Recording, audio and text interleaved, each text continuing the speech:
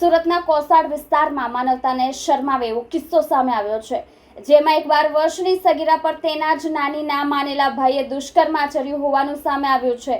આરોપી રબીઉલ મઝત શેખે બાળકીની એકલતાનો લાભ ઉઠાવી આ નરાધમ કૃત્યને અંજામ આપ્યો હતો।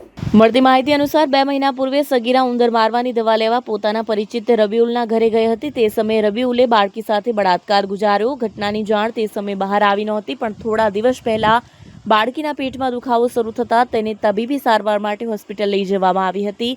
તપાસ દરમિયાન બાળકી ગર્ભવતી હોવાનો ખુલાસો થયો। જ્યારે સગીરાને નરમાઈથી પૂછપરછ કરવામાં આવી ત્યારે તેણે સમગ્ર ઘટના જણાવતા રબીઉલનું નામ બહાર આવ્યું। ઘટનાથી સનસનાટી ફેલાઈ હતી અને સગીરાના પરિવારજનો દ્વારા રબીઉલ મઝત શેખ સામે અમરોલી પોલીસ સ્ટેશનમાં ફરિયાદ નોંધાવવામાં આવી હતી। જે મામલે પોલીસે ઘટનાની ગંભીરતા જાણી તાત્કાલિક કાર્યવાહી હાથ ધરી હતી અને ગણતરીની જ કલાકોમાં આરોપી રબીઉલ મઝત શેખને ઝડપી પાડ્યો હતો।